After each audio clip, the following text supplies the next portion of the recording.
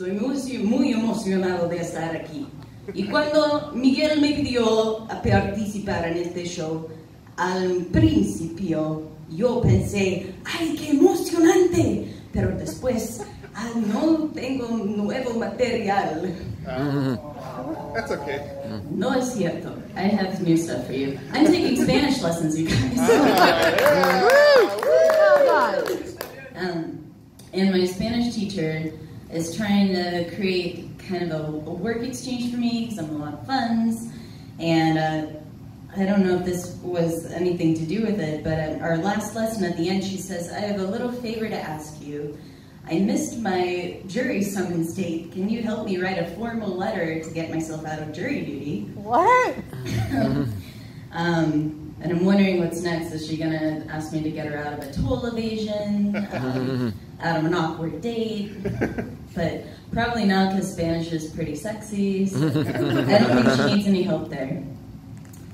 I work in a dispensary now, but I used to be a mental health counselor for a nonprofit in the city, and it's tough work. There's moments that are fun, but the city is strapped for funding, and so you're helping people with severe mental illness symptoms. But the highlight of my week was working with this group of women who were very sassy, and I am the type of person that takes 10 minutes or less to get ready in the morning. As little as I have to do as possible to get ready and out the door. And I would usually never do my hair. I would wear a hat. So every day at work I was wearing a hat. One day I decided to do my hair, and the clients freaked out. They're like, where's your hat? I'm not wearing a hat today. But you always wear a hat. Well, I took time to do my hair this morning, so I'm not wearing a hat. Don't fuck with us, we're mentally ill.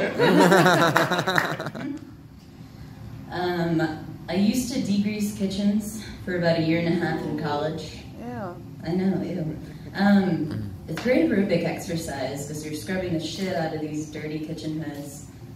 But we would go to De Anza College's food court every 3 months to clean there, and that is a 14-hour job of just scrubbing away.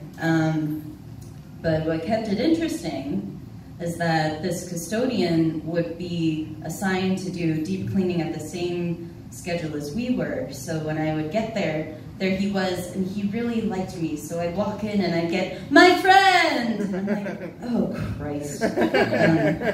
And while I was cleaning up in the kitchen hoods, the chemicals are toxic. So I have a respirator on, but he would talk at me and I couldn't respond to him. And be like, my friend, you are so handsome. Why you don't have 4 girlfriends?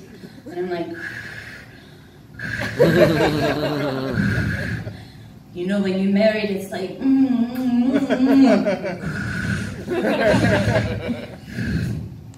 The next time we went to do this job, I told my boss, hey, there's this custodian that thinks we're friends and is kind of harassing me when I'm trying to clean the kitchen equipment. And so we walk in the door and my boss decides to go, no, no, no. And the guy is so confused. He's like, my friend. And I'm like, oh God. Yeah, I've had a lot of odd jobs. I have a baby face, and I get a lot of weird comments from Lyft drivers. One guy was like, I didn't pick you up because you look like a kid from the neighborhood. And I'm like, okay. But I hear it over and over again, you look so young, you're gonna love it when you're older. But he kept saying, you look like a young boy, like a young boy. I'm like, at least you're gendering me correctly, but you seem kind of fixated on this. So like, right as I was about to get out of the cab, he's like, even your voice sounds like a young boy. I'm like, okay, thank you, have a good night. I got handed a kids menu last summer. I don't know if you know the age cutoff for kids menus, but it is 11. Don't know if the guy just wasn't paying attention or anything, but he puts a kid's menu in front of me and says, here, see if you can figure this out. And he hands me a pen. And I was less upset that he handed me the coloring page, that he gave me a ballpoint pen to bring a lively aquarium scene to life. It was a black pen. So I'm like, great, well, all the fish are depressed now. This one's depressed, and this one's depressed, and this one's been cut out of the family. Yeah, I get carded a lot, sometimes multiple times at bars, at the door, at the bar. If it's a different bartender, oh, can I see your ID again? And I'm super broke right now, so I was hanging out with my friends, and we're like, well, let's go to the liquor store and pick up some more beer and snacks and stuff. And I'm like, you guys, I'm really broke. I get paid this Friday, can I Venmo you? So now my friend is buying me alcohol, and I'm wearing a cartoon shirt. I look like a little kid standing in the corner like, I'm surprised that the owner of the store didn't give me crap for it. I wanted to share with you a few characters I've developed doing voice acting lately. One of which is named Susan Beasley Blackwell, and she's in her mid-50s, she's fabulous, all her friends are gay, all of them. And she throws big parties in her mansion, always drinking mimosas, everybody coming over, wild stuff. And one day at a party I decided, well, if all my friends are gay, maybe I am as well. And I looked across the hot tub at the woman across from me, and I thought, maybe now is the time, maybe with her. And I did it, and nothing happened. But I adore glitter. Glitter is my religion. My husband says, no, glitter is the herpes of the craft world, don't touch it. But I don't believe him, because after every party, glitter is ground into absolutely everything. And if the power went out, all you'd have to do is light a match, and the glitter would guide you out of the building.